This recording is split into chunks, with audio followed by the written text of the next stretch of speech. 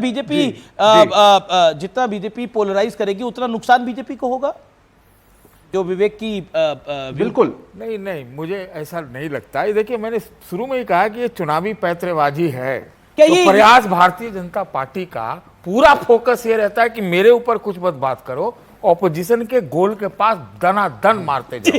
तो ये पॉलिटिक्स है, इसको मैं बहुत तवज्जो नहीं देता। ये स्वस्थ राजनीति के लिए भी अच्छा नहीं है। मैं ये कहना चाहता हूं कि अगर आप मैनिफेस्टो पे लाना चाहते हो, जो वेस्टर्न कंट्रीज में भी एक तरीका होता है चुनाव लड़ने का, तो स्वस्थ राजनीति और स्वस्थ डेमोक्रेसी मैनिफेस्टो की तो बात बात करिए ना भाई। अरे ये मैनिफेस्टो में ये कहां से ये अनवर सनवर सब लोग आ गए यार? अनवर मैनिफेस्टो में नहीं है। नहीं, एक सेकंड, वो तो एक फैक्चुअल पॉइंट है। 10 सेकंड। अनवर जी ने जो डीएनए के ऊपर बोला, पर सतीश जी, ये उदयनिधि स्टालिन हमारा है क्या? सनातन समाप्ति की बात जब कर रहा था, ये सनातन बीमारी है, ये खड़गे जी के पुत्र बोलते हैं, हमने बोला है क्या? आम आदमी पार्टी के और जब ये राम मंदिर में सूर्य तिलक हो रहा था, ये पाखंड है, राम मंदिर जो है गुलामी की निशानी है, रामचरितमानस, ये मैंने बोला या इन्होंने बोला? सजाद, ये मैं उनके तरफ से नहीं बोल उन्होंने सकता। उन्होंने बोला तो हम जवाब दे तो हम खरा। क्या आप ये बताइए, हम आपको आपसे सवाल पूछते हैं, क्या जाति व्यवस्था जो है, वर्ण व्यवस्था भी नहीं, जाति व्यवस्था जो हिंदू सोशल ऑर्डर है, उसमें तब्दीली होनी चाहिए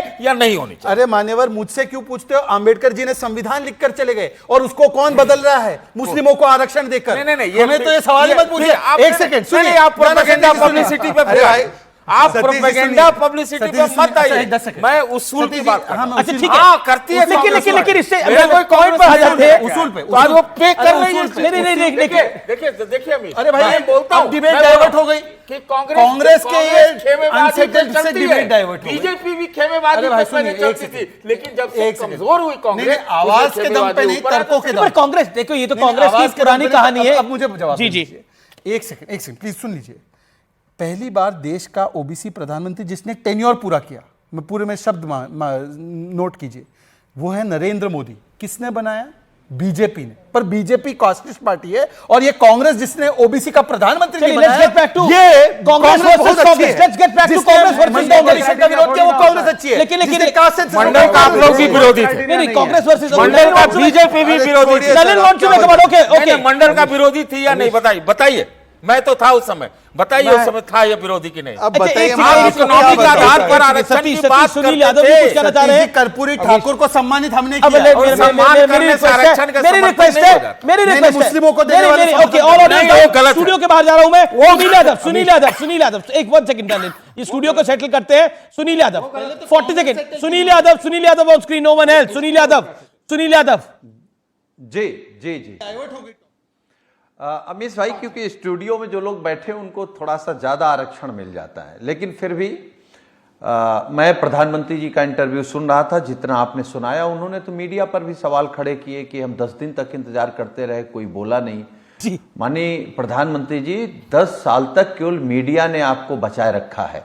अगर मीडिया संविधान के हिसाब से चलता तो आपसे पूछता कि देश का कर्जा कितना बढ़ गया है, किसान की आय दोगुनी क्यों नहीं हुई, विदेशी पैसा क्यों नहीं आया, काले धन पर सवाल आपसे नहीं हुआ, जीएसटी पर आपसे सवाल नहीं हुआ, हवाई चप्पल पहनने वाला हवाई जहाज से घूमेगा उस पर सवाल नहीं हुआ, स्मार्ट सिटी पर सवाल नहीं पूछे जा रहे हैं, पिछड़े दलितों का आरक्षण बीजेपी सरकार में छीना जा रहा है, उस पर नहीं पूछा गया, देश की सीमा पर नहीं बात हुई है, ना महंगाई पर बात हुई, ना बेकारी पर बात हुई है।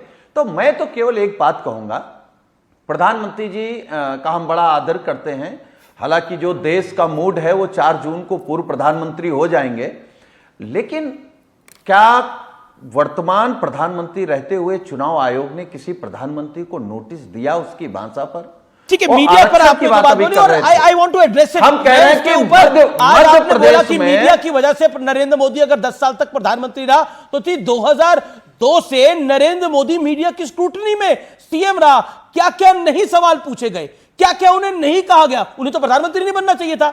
अगर मीडिया डिसाइड करता, यही प्रॉब्लम है, अगर मीडिया डिसाइड करता तो फिर तो मीडिया की ताकत तो बहुत बड़ी है। लेकिन Narendra your take on this, your take on this. Okay सुनिए लेट्स बी फेयर, आपको बुरा लग गया, नरेंद्र मेहता 30 सेकंड का टाइम तो देंगे ना आप? 10 सेकंड में 10 सेकंड में अमीश भाई, आप देखिए, मैं तो मीडिया का मतलब अमीश देवगन मेरा कहने का मतलब नहीं है। आप क्यों परेशान होते हैं?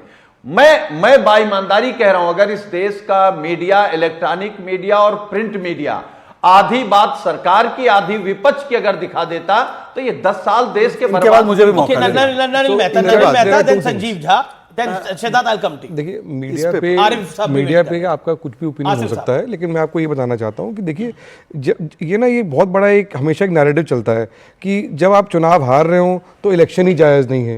ये बहुत नैरेटिव ग्लोबल नैरेटिव चल रहा है ना कि अथॉरिटेरियनिज्म है, इलेक्शन ही जायज़ नहीं है, ईवीएम ठीक नहीं है या मीडिया की वजह से है।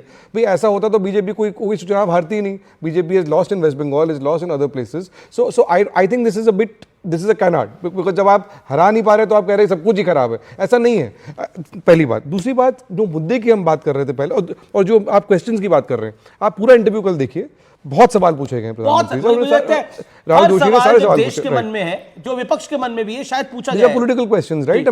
On the campaign, on why he's spoken about Muslims, on inheritance tax, these are clear questions which he's answered.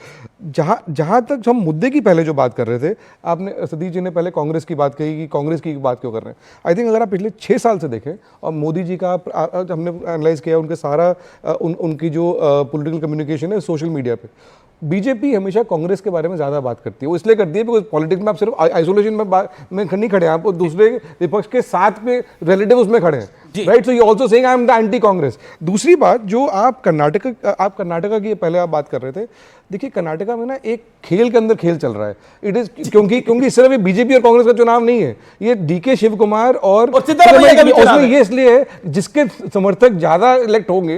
Delhi के अंदर भी इंडिया अलायंस में खेल चल रहा है। इंडिया अलायंस, मैं आपको बता रहा हूं कि अगर आम आदमी पार्टी का, मैं किसी कैंडिडेट का इधर नाम लूंगा तो फेयर नहीं होगा, आम आदमी पार्टी का कोई कैंडिडेट आगे होता है तो कांग्रेस उसको निपटाने में लगी है।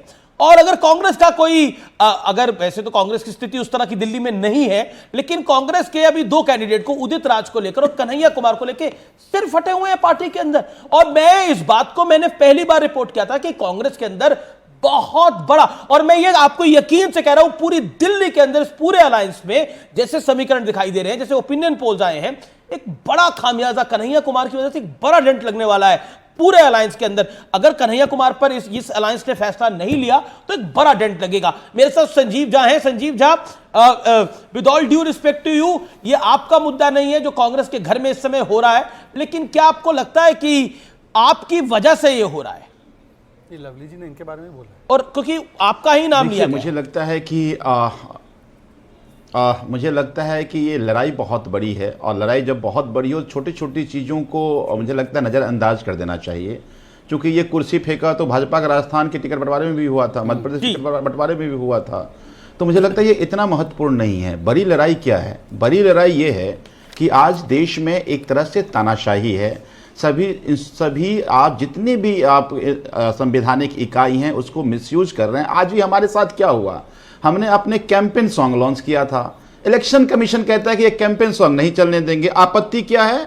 हम कहते हैं आवाज खिलाफ दीजो, सबको जेल में डाल दिया और बस उनको ही बाहर रहने दिया जो इनको माल दिया।